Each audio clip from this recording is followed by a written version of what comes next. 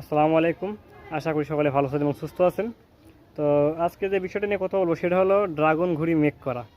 তো এটা কিন্তু খুবই কম, বাংলাদেশে খুব কম জায়গাতেই ঘুড়িটা বানানো হয়েছে আর খুব কম জায়গাতেই উঠছে। অনেকেই বানাইছে কিন্তু উড়াইতে পারে নাই। তো এটা আর কি অনেকেই দেখি ফেসবুক ইউটিউবে আর কি ভিডিও মেক করছে, ফেসবুকে ভিডিও মেক করছে, অনেকেই কমেন্ট করে ভাই এটা কীভাবে হবে, ওইটা কীভাবে হবে। তো তেমন কেউ আর কি তেমন কোনো রেসপন্স কিন্তু যারা ইউজার, যারা আর কি ভিউয়ার্স, তারা কিন্তু পায় না। তো যারা আমার 443 সাবস্ক্রাইবার যারা আমার ছিলেন, তারা আমার রিভিউ সম্পর্কে জানেন যে আমি আপনাদেরকে কীভাবে সহায়তা করছি, এর আগে কীভাবে সাহায্য করছি। তো যারা ড্রাগন ঘুড়ি বানাতে চান, যারা উড়াতে চান, যারা ঘুড়ি লাভার আছেন, তারা অবশ্যই আমাকে আর কি ফলো রাখবেন। তো এই ঘুড়িতে A to Z আমি আপনাদেরকে গাইড দেবো যে কিভাবে কি হবে, কিভাবে কত মাপ যোগ, মানে A to Z আমি আপনাদেরকে বলবো। অনেকে বলে ভাই দাঁতগুলা কী দিয়ে বানাইছেন, আর কি সে কমেন্টে রিপ্লাই আসে না। অনেকে বলে ভাই মাথা এটা বানাইছেন, মাথা কী দিয়ে ঘিরছেন, অনেকে পলিথিন দেয়। তো আমার তো পলিথিন দেয়া না। আর আমি প্রথমবার মেক করছি, অনেক বড় করে মেক করছিলাম, আপনারা দেখছেন ভিডিওতে। আর কি উঠছে এটা, আমি প্রথমবারই সাকসেস হয়েছে, উঠছে অনেক টান। তো যারা বানাবেন তারা আর কি অবশ্যই চ্যানেলটা সাবস্ক্রাইব করে রাখবেন। আর এই ঘুড়িটা আমি এখন বানাবো না, এখন বর্ষা চলে আসবে। এই ঘুড়িটা বানাবো আমি সামনের শীতে, যেন শীতের পর থেকে আর কি বানাই, আর কি শীতের ভিতরে বানাবো, শীতের শেষ থেকে আর কি বাতাস শুরু হয়, 3-4 মাস 5 মাস একটানা বাতাস হয়, তখন যেন উড়ানো যায়। আর আরও একটা বিষয় হচ্ছে এই ঘুড়িটার মাপযোগ, মানে খিল কত মাপের হয়, খিল কত মাপের হয়, কীভাবে বাধ্য হয়, কত দূর, মানে কত দূরে দূরে একটা করে রিং হয়, এটার মাপ অনেকে জানে না।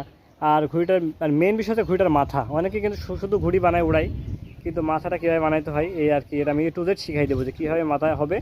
আর সবচেয়ে প্রফেশনাল মাথা এটা, মাথাটা হবে একবারে ভয়ঙ্কর সুন্দর, খুবই সুন্দর, এমনকি ভয়ঙ্কর।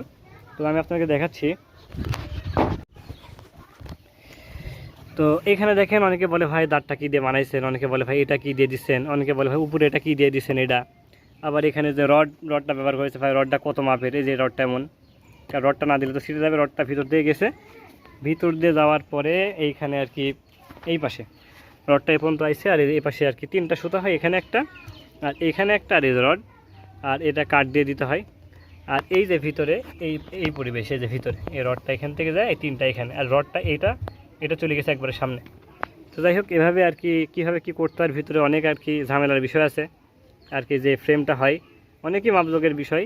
তো এটা আর কি আপনাদেরকে আর কি আমি জানাই দেবো যে কীভাবে কী করতে হয়। A to Z গাইড দেওয়া হবে, যে কমেন্টই করুক প্রতিটা কমেন্টের রেসপন্স করা হবে। আগে যেভাবে করছি আমি যখন নতুন ইউটিউবিং শুরু করছি তা তো না, এর আগেও আমি করছি, কিন্তু আর কি এর আগে অ্যাক্টিভ ছিলাম ভালোভাবে, পরে মাঝখানে একটি অ্যাক্টিভ ছিলাম না, তো আবার অ্যাক্টিভ হয়েছি।